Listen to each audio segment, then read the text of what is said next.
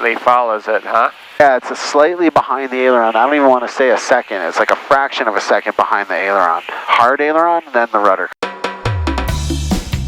I'm Jason Miller, a full-time professional flight instructor. On the Finer Points channel, you can join me as I bring you tips and tricks that I've learned from 20 years on the flight line.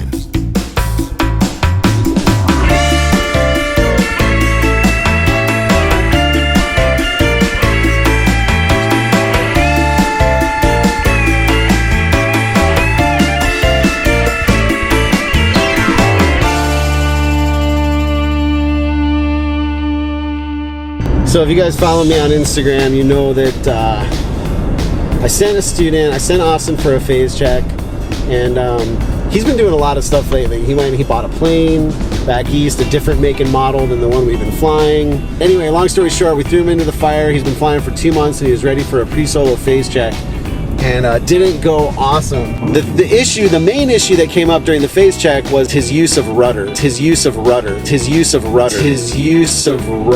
Dan's pretty tough about it. I didn't feel as though Austin was using enough rudder, particularly in landings. And I think his exact words were, the rudder has to be instinctual, so it felt like Austin was kind of thinking about it too much. We're gonna get this right. So I've been just racking my brain. You've probably seen this in my Instagram stories, trying to figure out what exercises we can do to make sure that we really get this right. So I've devised a 3-step strategy.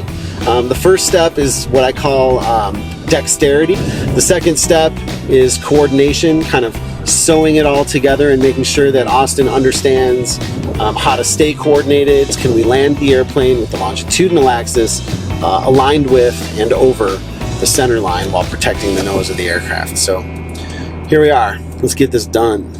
So we went to work on this right away. I told you we broke down into 3 phases. The first phase was dexterity, and here are the 2 exercises that I had planned for Austin. One of them was pretty simple. We're gonna get him looking outside the airplane again, so we're gonna dim the PFD and just have him fly all the way out to the practice area without touching the yoke. So just using his feet. In the climb, that will cause him to use right rudder to mitigate those left turning and rolling tendencies. And then it'll start to get ingrained. To turn left, you just let up on the right rudder a little bit. Once the airplane gets into the bank angle that you want, you just reapply right rudder. To come out of it, you have to kind of stab at the right rudder to swing one of those wings forward through the air. Remember, by adding airflow to a wing, a secondary effect of that yaw will be lift, so the wing will come back up. Just kind of getting used to using his feet. Dexterity was the goal here, and that was the first exercise. Yo, for a second, you got your feet and you're looking at your Lindbergh reference. There you go. You got the controls. Yep. So if that wing falls, yeah, go ahead and just use your feet to sort of pick up the wings. Beautiful, just like that. Main thing is now to just practice controlling things with your feet. Yep. All right, good. Let's turn right 20 degrees just using your feet. Yep. Notice that Austin has his hands available for iPads or charts, and his eyes are outside the airplane. All right, there you go. And then how would you pick that wing up? Nice. Okay, that's great practice. It's always great to remind you to look outside the airplane, and if you're working on an instrument rating, having your hands available will always come in handy. Oh, interesting that you fly with the rudders like that. Yeah, right? It's all about the secondary effects, because you're swinging that wing through the air, you're getting more airflow over it. Yep. So. Okay, so I don't mean to belabor this point, but look at the way he holds this checklist up. It's awesome. If you fly like this, you'll hold checklists up, keep your eyes outside the airplane, and if you're working on an instrument rating, being able to control the airplane with your feet from time to time will prove very valuable. And the next step was to actually make a mark on the windscreen and draw shapes using that mark. So, pitch up, over, yaw over, come back down, and yaw back to draw a square. And the whole time he does that, he has to counteract the secondary effects of the flight controls. Let's use a good, I don't have a marker with me, so pick something on the window. You can use some of that crazing or anything that feels like a good solid I do have a marker, I think. Oh, you do? Oh, nice. Good. Well, then you can make your own reference. Just make like an X, like your scope. Where do you want it? On the horizon? On the horizon's fine, yeah. Here's the sim level. All right, good. Let's try this. This is just, again, it's more dexterity, but this time you're cross-controlling the airplane if you need to. Yep. So let's start with the one that sounds like it'd be pretty easy. Let's just draw a square. Okay, so you want me to demo one? Yeah. All right, so I got the airplane, I got the flight You got controls. Yeah, and so I would pitch up, say to go up on the square, then right rudder opposite aileron to keep the wings level, then down, and then back like that. Wow. Okay. See, right? Yeah. Okay. Okay. Yeah, we're going to just make some shapes, okay? So up. Good, right rudder, good, just enough aileron to keep the wings level, then down, good, then back across, nice. So now you're using the ailerons to sort of mitigate the secondary effects. Okay, so now it was time to actually coordinate the use of the flight controls.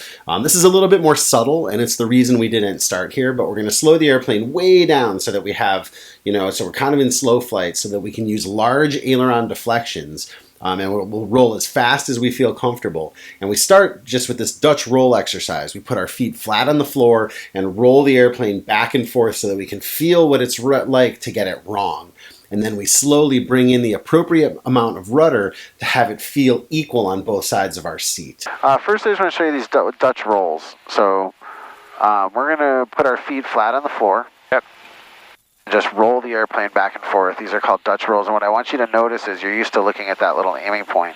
Notice that the nose, like we said, because of the adverse aileron yaw, moves opposite the direction of, right? So when I go like this, the nose goes left. When I go like this, the nose goes right. Yep. And try to feel that in your seat. Right? So here I go left, I should feel the left side. Yep. Right? Here I go right, I should feel the right side. And notice how it's a little after I do it that I feel it. Right? Why don't you try that? Just those are Dutch rolls. Don't use rudders. Just as fast as you're comfortable, just roll back and forth. Good. Here you go left. Now you feel it on the left side. Yep. Here you go right.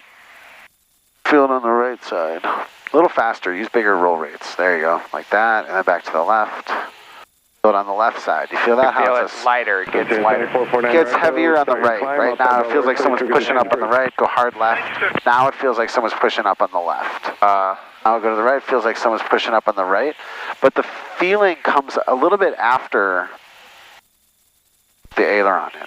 Let's try to use rudders now. So bring the rudder into it. Try to neutralize that feeling in your seat. There you go, like that. And then back to the right as fast as you feel comfortable, like that. Good. I see.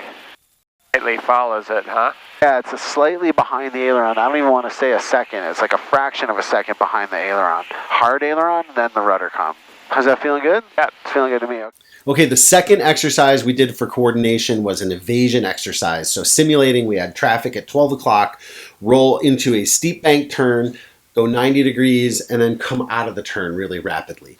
I noticed from the right seat that many pilots use rudder rolling into banks, but they fail to use rudder rolling out of banks. So this was to try to connect those dots for Austin. Remember the exercise we did where there's an airplane at 12 o'clock? We went hard. So this time to go to the right, go hard, 90 degrees right, and then back on course. Good, rudder and aileron in, good. Nice, and then come out of that. Nice, yeah, just don't forget that, and then left back on course. Watch his beautiful use of rudder here to the left to bring the nose with us. I'll play it again. Watch this. Right here. It really looks like these exercises are working. Want to be better than 80% of the pilots out there? Remember to use rudder when you roll out of the bank. Like, got it. Everybody remembers rolling in, but it's the same thing. The airplane doesn't know it's banked, so in and out. Okay, so things are looking good. We got this far. The next step is to take it down to a runway and see if we can control the drift of the airplane and have it kind of be instinctual. So if you want to see the full arrival into Half Moon Bay, it's on the Patreon page. There's actually a 35-minute lesson with Austin here, pretty much unedited, available for patrons. But what you're going to see now is us at Half Moon Bay. There wasn't really a crosswind to work with, so we had to kind of intentionally line up with the wrong side of the runway and use a drift exercise similar to the one that you saw in the video called Side Slips with Paul. Check it out. I think the first one I demo it, and then Austin gives it a couple tries. By the end of this lesson, he's doing great. All right, let me take you just for a second. I'm going to demo this one. This is what I want you to do next time. And let's just tighten up the screws for the exercise of it, and we'll do power off approaches. So just power to idle at the beam, and then you'll pitch for each airspeed as you come around. We're going to line up with the wrong side of the runway, and then move the airplane to the center line, which requires introducing a side slip, and then also stopping the side slip. Yep. Okay, so it's going to look like this. Already did gumps at the abeam position. We're just going to go power to idle. Half Moon Bay traffic, Cessna 3. We're not going to let the nose fall. 30, Half Moon Bay. I'm going to put in 10 degrees flaps, below 110 flaps 10, and then start a down line at 85. I got slow, so I'm going to catch up on it right now. I'm mostly looking for a pitch attitude that gives me 85. There it is. There. Good, okay. About here on the 45, I'll turn right base, inside the white arc, flaps 20. I'll just keep the same sight picture, and hopefully that'll give me 75. Yep. So in this way, this will kind of tune up give you precision airspeed control. You have no choice but to pitch for the speed. All right, here's our key position, high, low, fast, slow. We're 75, we're right on the money. I don't think we're low, the final approach path is clear. Again, carb heat, there isn't any gases on both, undercarriage is down, mixture's full rich. And as I turn in on the runway here, I'm gonna wait till the last minute because I'm a little high. Yep. And I'll go full flaps, inside the white arc, flaps full. And now I should look for 65. Yep. But I said I'm gonna line up with the wrong side of the runway. So like, let's imagine I was lined up over here. All right, 65 is in the bag. And what I want you to do is sort of at the last minute is move the airplane, in this case, to the right. Yep. You could line up with the other side too. That's going to be point the ailerons in the direction you want the airplane to move and sort of do it during the flare. So here's the flare. I want the airplane to move this way. I point right, push left, and then I stop it by pointing left, pushing right. Yep. And now I'm on the center line. Yep. Okay, so. Yep. Right. Sorry, Yep. I was a little too much right rudder. Did you feel that? Yep. Yeah. You ready? Okay, good. Yeah. You got the airplane. I got the airplane. At the white, we're going to add 20. Half Moon Bay, Skyhawk, 98 November, right base for 30, Half Moon Bay. And because it looks like we're a little high. Or low, I mean, sorry. Yeah, so if you're low, just leave flaps where they are. Yep. Slide in at the 65. Alright, let's find it. So let's... Half Moon Bay, Skyhawk 98 November, final for 30, Half Moon Bay. Good, line up with the left or the right, just not on the center. That's right. Keep your nose down until you're ready to move it. Okay, see how you're pitching up a little bit? We're getting a little slow. Let's move back toward the center. Okay. There you go, a little power. There you go, like that, good, and then stop the motion.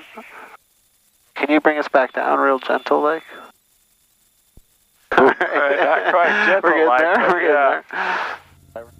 Alright, so maintain a little more speed and start my flare a little lower. And start on the left this time. Carve some altitude off here. We have plenty of runway, so don't dive at it. Just hold 65. You'll get... At least, there you go, good. Up a little bit, so don't get fast. There you go. Just like that. Yep. Alright, yeah, and imagine you thought that was the center line. Yep. Good, looking good. Okay. To feel ground effect, this one you want me to go over? Yeah, like right about now. Okay. Go ahead and go over. Nope. Oh. More aileron left. Yep, good, perfect. And then stop that by going aileron back the other way. Protect your nose. Not bad. Alright, not bad. All right, Operation Use More Rudder was a huge success. Austin is really getting it now. Rome wasn't built in a day, so there's no way that this one lesson is going to solve the problem. But if we repeat this lesson every so often, maybe we do it twice now until he's got it, and then come back to it again in a month or so, it will really make a huge difference for his flying down the road. I hope you enjoyed this video. I want to thank you for watching. Huge thanks to the sponsors and to the patrons. Without that support, these videos just wouldn't be possible. Come find me on Instagram at Learn the Finer Points. Visit me on the web at learnthefinerpoints.com. You guys are the best fans on the internet. I thank you for downloading this video. Please hit the like button, subscribe to the channel, share it with your friends, and until next time, be safe and fly your best.